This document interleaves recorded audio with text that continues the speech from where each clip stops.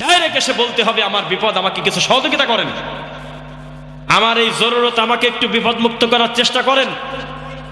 প্রথমে কিছু সময় আগে জিকির করে নেয়, তার মানে জিকিরের জাত মান আমরা রাখি নাই।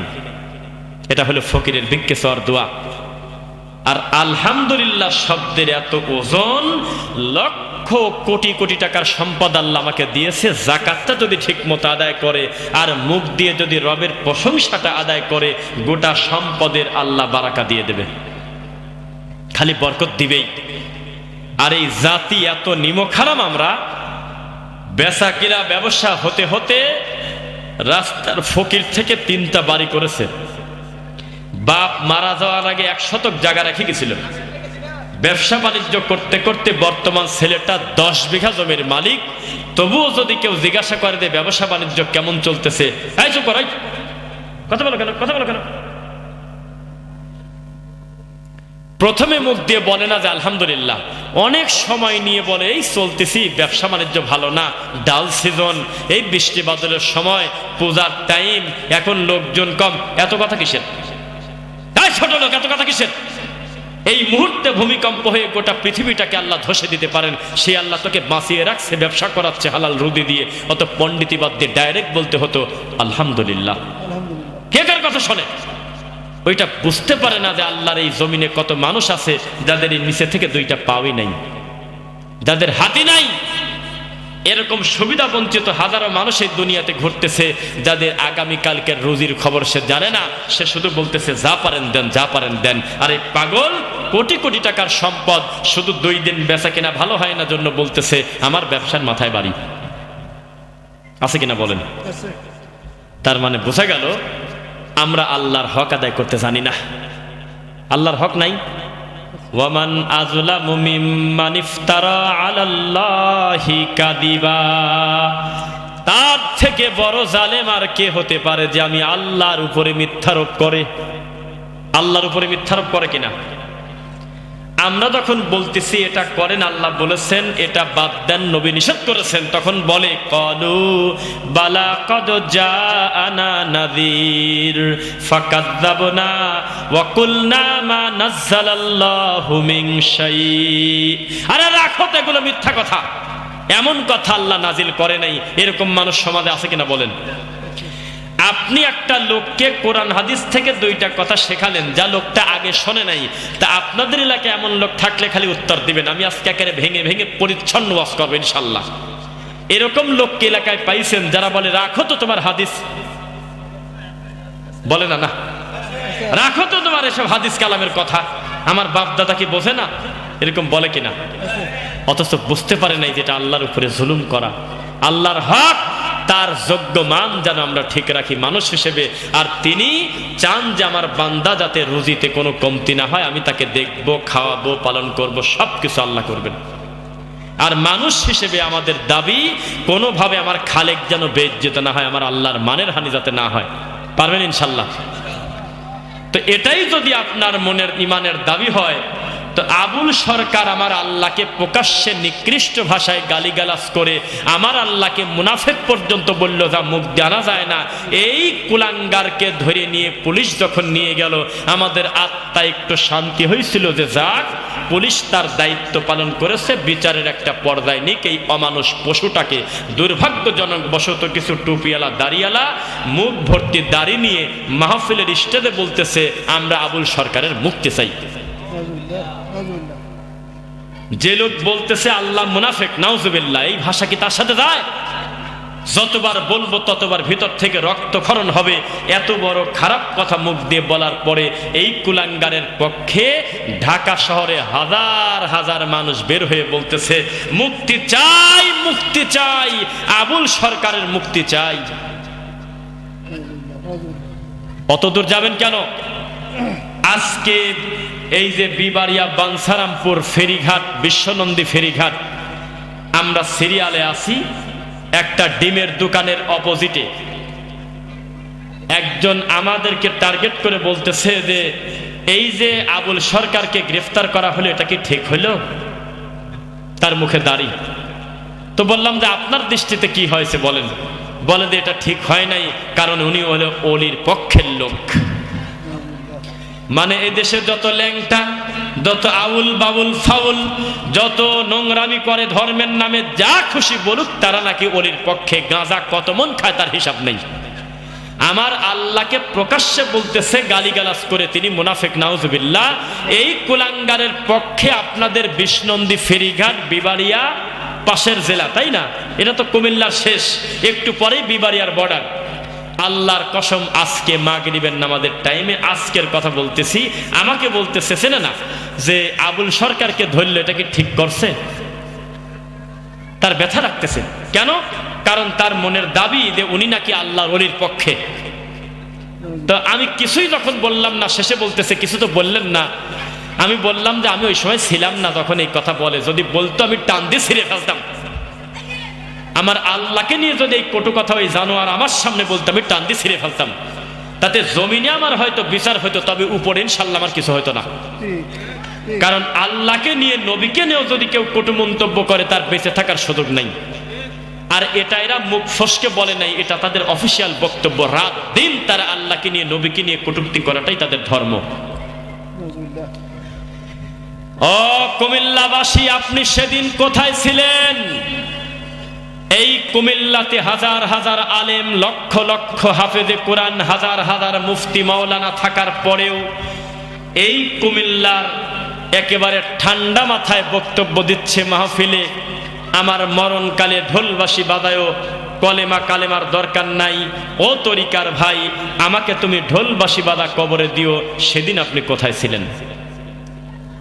যেদিন এই কুমিল্লার মুফতি এক মৌলানা জাতির সামনে বলল যে আহলে হাদিসের একটা লোক এসে আমাকে বলল, ইমামের পিছনে কি সূরা ফাতিহা পড়া যাবে? আমি বললাম যাবে না, নয়াকারে না।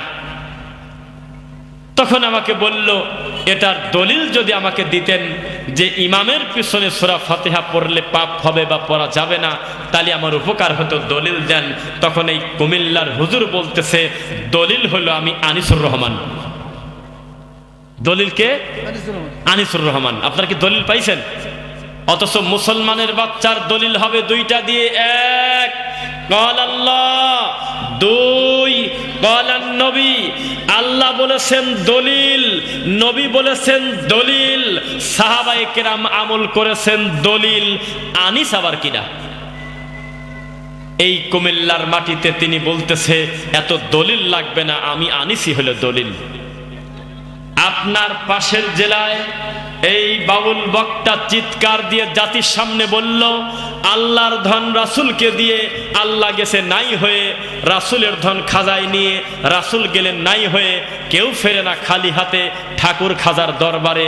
সেদিন তাকে জুতা পিটা করে, এই জাতির সামনে ল্যাংটা করে, একেবারে বেজ্জিত করে, তাকে বাউল ঘোষণা করে অমুসলিম ঘোষণা করা লাগতো, কেউ করে নাই। এই বক্তাকেও যখন পুলিশ ধরতে আসে, হাজার হাজার টুপিওয়ালা দাড়িওয়ালা রাস্তায় নেমে পড়ে বলে, আল্লাহর ওলির পক্ষের লোককে আমরা ধরতে দেব না। এটাতে কোন পক্ষে আর কোন বিপক্ষে এই কুমিল্লার মানুষ এখনো জানে না। আসল সত্য কথা যখন জাতির সামনে আমরা পেশ করি, তখন আমাদেরকে সহ্য করতে পারে না, আমাদেরকে বিভিন্ন গালিগালাজ করে, বিভিন্ন ট্যাগ দেয়। রাতারাতি ভুলে গেলে চলবে না। এই গ্রামে আজ থেকে মাত্র কয়েক বছর আগেও এই কথা কারোর মাথায় আসে নাই। এই মাঠে দাঁড়িয়ে বসে আল্লাহ এবং তার রাসূলের দুইটা কথা বলে টিকে থাকা যায়, এই দিন কিছুদিন আগেও ছিল না। কিছুদিন আগ পর্যন্ত ওয়াজ ছিল হলো ব্যাঙের গল্প, কুত্তার গল্প, হরিণের গল্প, এই বাছুরের গল্প, ল্যাংটা গল্প বলবে, আর জায়নামাজ দিয়ে উড়ে চলে যাবে, বদনা দিয়ে বাঘ মেরে দেবে, পীর স্বপ্নে গরু খায় ফেলছে, এই সমস্ত নোংরা গল্প দিয়ে গোটা জাতি চলতে একটা সময়। আমরা এই বিবারিয়া দিয়ে আসতে কতগুলো বাপ পার করছি তার হিসাব নাই, কতগুলো ঠাকুরের মাজার পার করেছি তার কোনো হিসাব নাই, অথচ নিজেকে নাম দিয়েছে মুসলিম। বিশ্বাস করেন, আপনি মনে রাখেন, লা ইলাহা ইল্লাল্লাহ পড়ার পরে এই পৃথিবীর সবচাইতে বড় পাপের নাম হলো শিরক। কি নাম বলেন? কি নাম বলেন? জীবিত আছেন? লিল্লাহি তাকবীর। দুনিয়ার সবচেয়ে বড় পাপের নাম কি বলেন? লোকমান আলাইহিস সালাতু ওয়াস সালাম যার কথা আমরা ছোটবেলায় বইতে পড়েছিলাম, কোরআনে পড়ার আগে আমাদের ওস্তাদরা বলতেন লোকমান আও আবদান আও নাবিয়ান সালেহান। আসলে বোঝা যায় না তিনি কি নবী না আল্লাহর নেক বান্দা, তবে আল্লাহর এতই প্রিয় ছিল যে কোরআন মাজিদের 31 নাম্বার সূরা তার নামে দিয়ে দিয়েছে আল্লাহ। এই লোকমান আলাইহিস সালাতু ওয়াস সালাম তার কলিজার টুকরা সন্তানকে ডেকে বললেন, ইয়া বুনাইয়া লা তুশরিক বিল্লাহ, হে আমার কলিজার টুকরা সন্তান, আব্বু বাজান কলিজা শোনো, লা তুশরিক বিল্লাহ, খবরদার আল্লাহর সাথে শিরিক করবে না, ইন্না শিরকা লা যুলমুন আযীম, কেননা সবচাইতে বড় জুলুম হলো আল্লাহর সাথে শিরিক করা।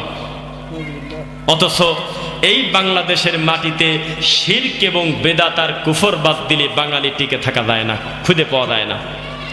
রাস্তাঘাটে শিরিক, রান্নাঘরে শিরিক, গরুর ঘরে শিরিক, টিউবওয়েলে শিরিক, টাকের নিচে শিরিক, লাউ গাছের জানালায় শিরিক, দরজায় দরজায় শিরিক, প্রত্যেক ঘাটে ঘাটে শিরিক।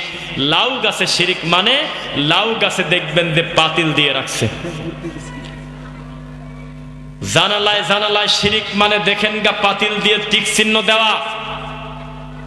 টাকে টাকে শিরিক মানে টাকের নিচে বাসের নিচে দেখবেন যে পায়ের ছেঁড়া জুতা ঝুলতেছে, জুতা যাতে নজর না লাগে। এই জাতি হেদায়েত প্রাপ্ত হবে কিভাবে বলেন?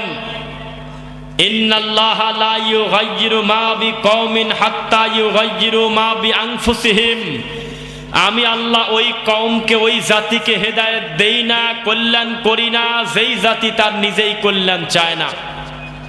এই জাতি তার কল্যাণ চায় না, আপনি কাগজে লিখে রাখেন।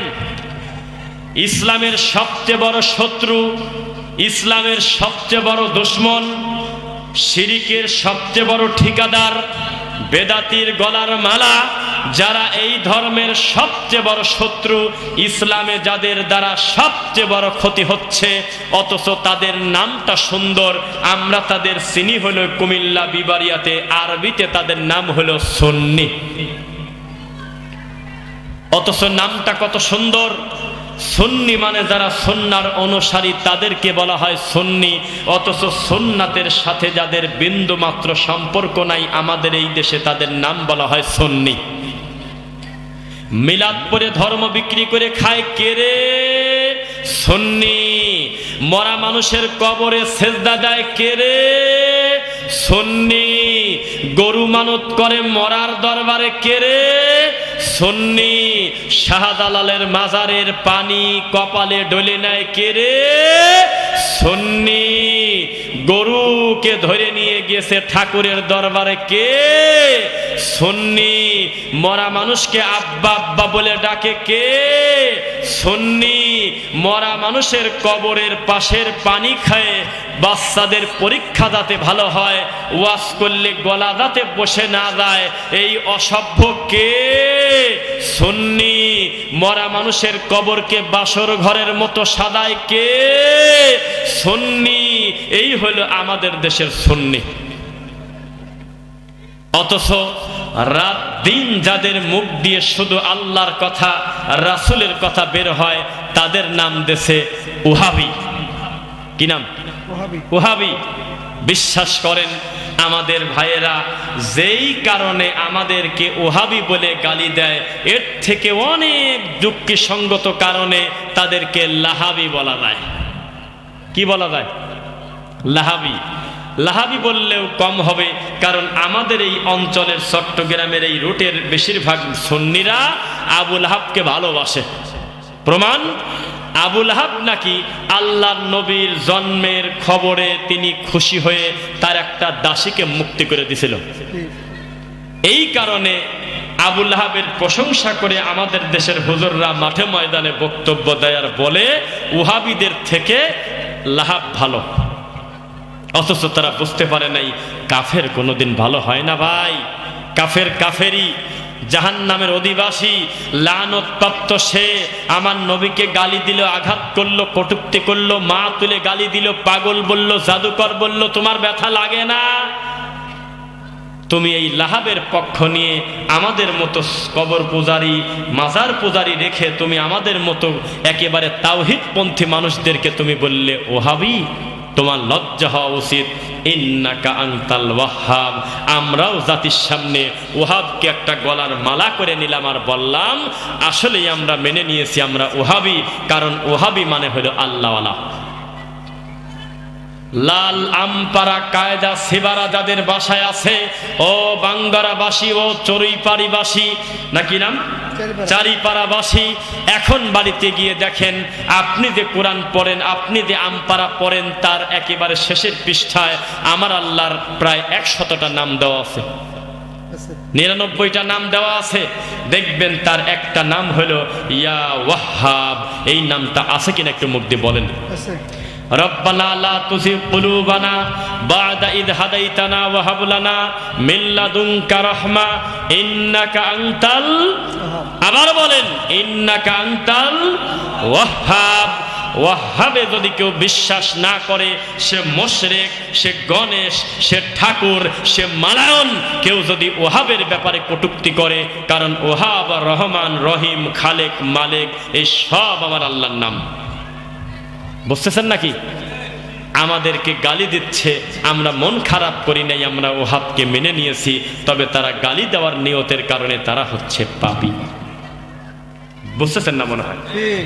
আমার নাম ওহাবি না, আমার নাম রফিক বিন সাইদ, আমার নাম ওহাব না, আমার নাম সাকিব, আমার নাম আব্দুর রহমান, আমার নাম আব্দুল মালিক, আমার নাম মুরাদ, বিভিন্ন নাম রয়েছে। আপনি ব্যঙ্গ করে আমার নাম পরিবর্তন করলেন কেন? গালি বানালেন কেন? বিসাল ইসমুল ফুসুকু বাদাল ঈমান। মুমিনকে গালি দেওয়া, মুমিনের নাম বিকৃতি করা, মানুষের নাম পরিবর্তন করা হলো কবিরা গুনাহ। কি বললাম বলেন? ইমানের দুর্বলতার পরিচয় মানুষের ভালো নামকে বিকৃত করে মানুষের সামনে ডাকা। আমাদেরকে তোমরা ইহুদির দালাল বলো, জীবনে কোনোদিন কোন ইহুদির সাথে আমি আল্লাহর কসম করে বলি আমার দেখাও হয় নাই, জীবনে হাতও মিলাই নাই। আমাকে তুমি বলো খ্রিস্টানের দালাল, আল্লাহর কসম করে বলতেছি কোনোদিন কোনো খ্রিস্টানের সঙ্গে আমার মুসাফা পর্যন্ত হয় নাই। আমি দায়িত্ব নিয়ে বলে দিলাম আমি এগুলো না। আমাকে তোমরা ওহাবি বলে ডাকো, আমি আল্লাহর ওহাবের ওহাবি, তবে আব্দুল ওহাব নজদির পরিবারের বংশের কেউ আমি না। তুমি এই ভালো মানুষটাকে কটূক্তি করে আমার মতো লোককে বেইজ্জত করার কারণে মূলত তুমি তোমার কবিরা গুনাহ নিয়ে তুমি জাহান্নামে যেতে পারো। আল্লাহ আমাকে ক্ষমা করবেন ইনশাআল্লাহ। মনে রাখবেন, নাম হলো খাদিজা, মস্কারা করে যদি বলেন খোদে।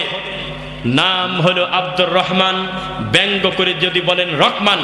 নাম হলো আপনার গোলাম রাব্বি, আপনি যদি বলেন রাব্বি।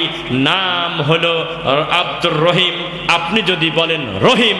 এগুলো আল্লাহর উপরে জুলুম করা, কারণ এগুলো আমার আল্লাহর সিফাতি নাম। এর পূর্বে দিতে হয় আব্দুল, মানে হলো তার বান্দা। বোঝা যাচ্ছে নাকি? আমরা সবাই আব্দুল্লাহ, কারণ আমরা সবাই আল্লাহর বান্দা। কিন্তু আমাদেরকে যারা ওহাবি বলে গালি দেয়, ওহাব কার নাম? কোরআনে আছে কিনা? কোরআনে যদি সত্যি থেকে থাকে, একদিনও যদি মস্কারা করে আমাকে ওহাবি বলে আপনি ডেকে থাকেন, আমাকে খাটো করেন নাই, আঘাতটা দিয়েছেন আমার আল্লাহ। মনে রাখবেন, দিন নিয়ে, ইসলাম নিয়ে কোনো তামাশা চলবে না। কোরআন আর হাদিস নিয়ে জীবন চলতে হবে। তাতে জীবনের পরিস্থিতি যেমন হয় হোক, তাতে এই বাঞ্ছারামপুর বিষ্ণন্দী ফেরিঘাটে আরো শত মানুষ আমাদেরকে ঘিরে নিয়ে লালনের পক্ষে যা খুশি বলে বলুক, আমরা হাত তুলে বলবো আমরা তাওহীদবাদী। শিরক বিদআতের সাথে আমাদের কোনো সম্পর্ক নাই। লিল্লাহি তাকবীর, ইনশাআল্লাহ। অন্তরে সাহস আছে তো? ইনশাআল্লাহ। এই আমার পুরো বক্তব্য রেকর্ড হচ্ছে। ও চারিপাড়াবাসী, আমাদের ভিতরটা ছিঁড়ে দেয় যখন আমাদের বক্তব্যে ওঠার আগ পর্যন্ত তোমরা গালি দাও। এই কাহিনী করা বাদ দিয়ে এই চেয়ারে যদি এলাকার হুজুর এসে বসতো, আল্লাহর কসম আমি কমিটিকে বলতাম যে আপনি নিচে নামেন। এই মাহফিলে যদি কোনো পীরের খলিফা এখন এসে বসতো, আল্লাহর কসম আমি বাবাদিকে অনুরোধ করে বলতাম যে আপনি একটু সাইডে বসেন, আগে এই পীরের খলিফাকে বসতে দেন। আমার বক্তব্যের ভুল ধরতে এসে আল্লাহ তাকে হেদায়েতও দিতে পারেন। এই মুহূর্তে যদি কোনো পীরের খানকা থেকে যদি শত শত লোক আসে, এক চুল আমার গলা শুকবে না। আমি খুশি হয়ে বলবো, আল্লাহ, যারা তোমার শরীয়ত নিয়ে সবচেয়ে বেশি হুঙ্কার দিয়েছে, বিরোধিতা করেছে, নয় তাদের কপালে হেদায়েত এসেছে, নয়তো তারা ধ্বংস হয়ে গেছে। দুইটার একটা হবে। আল্লাহ তুমি হেদায়েত দাও, না হলে ধ্বংস করে দাও। আমাদের পাশে বসে যদি আমাদের বক্তব্য শুনতো, আমাদের ধারণা যাওয়ার সময় মাইকে বলতো কথা ঠিকই বলছে। দূর থেকে অকারণে গালিগালাজ করতাম, কাছে আসে দেখলাম কথা খারাপ বলে নেই, এটা বলতে বাধ্য। ভালো মানুষের বাচ্চা হলে বলতে বাধ্য। ওনারা কাউকে গালিও দিল না, কোনো লোকের নাম ধরে ব্যঙ্গও করলো না, ইসলামের ইতিহাসের বাইরেও কিছু বলে নাই, কাউকে কাফেরও বানায় নাই, জোর করে কারণ নাম ধরে ব্যঙ্গও করে নাই। তারা বলেছে আল্লাহ বলেছেন, নবী বলেছেন, কল আল্লাহ কল নবী, এটা শিরক, এটা বেদাত। কে বলেছে? আয়েশা। কে বলেছে? আব্দুর রহমান। কে বলেছে? এইভাবে সিরিয়াল করে তারা সাহাবীদের নাম বলছে। অন্যায়টা কি তাদের?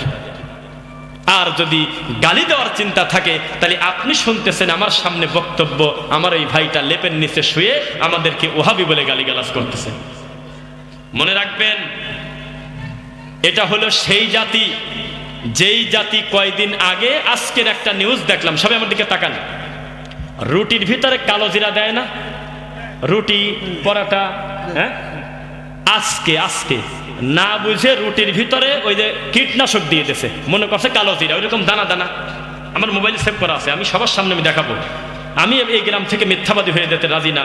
আমি যদি ভুল বলে আমাকে বেঁধে রাখবেন, আমি নিউজটা আপনাদের দেখাচ্ছি। দেখেন তো যা যা লেখা আছে আমি পড়ব।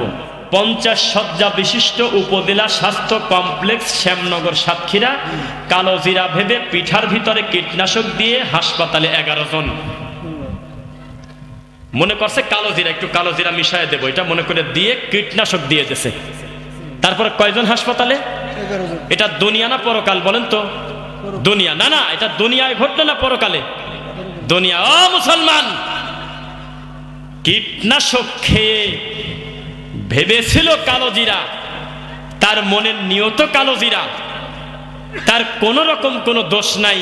সামান্য একটু কীটনাশক মিশে খাওয়ার কারণে 11 জন এখন সদর হাসপাতালে ভর্তি। আপনি মিলাদ পড়তেছেন, আমি জীবনে বলি নাই যে আপনি কাউকে গালি দিচ্ছেন। আপনার নিয়ত ভালো, আবেগ ভালো, মোহাব্বত নিয়ে, রাসূলের মোহাব্বত নিয়ে, আল্লাহর ধ্যান নিয়ে সব কিছু মেনে নিলাম, কিন্তু আপনি ভালো মনে করে যে কীটনাশকটা শুরু করলেন, এই পদ্ধতি তো নবী দেন নাই। ঠিক তার পাশেই আর একটা প্যাকেটে আছে দরুদে ইব্রাহিম, যেটা হলো দুনিয়ার সবচেয়ে দামি দরুদ। আপনি মিলাদ করলেন কি কারণে দরুদ বাদ দিয়ে?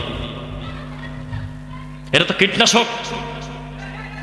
পাশেরটা দরুদে ইব্রাহিম, আল্লাহুম্মা সাল্লি আলা মুহাম্মদ, আল্লাহুম্মা বারিক আলা মুহাম্মদ, আল্লাহুম্মা সাল্লি আলাইহি, আল্লাহুম্মা বারিক আলাইহি, সাল্লাল্লাহু আলাইহি ওয়াসাল্লাম। ছোট ছোট করে যদি বসেও যদি একে একে নবীর প্রতি দরুদ পড়তেন, সাল্লাল্লাহু আলাইহি আশার, আল্লাহ 10টা নেকি দিয়ে দিত আপনার আমলনামায়। সুবহানাল্লাহ। আপনি মিলাদ শুরু করলেন কি কারণে? ওটার নাম হলো কীটনাশক। আর এই পাশে আসে কালো জিরা, আপনি ভুল করে কীটনাশক খেয়েছেন। এই কীটনাশক খেলে 11 জন হাসপাতালে, ওই কীটনাশক খেলে জাহান্নামে যেতেই হবে।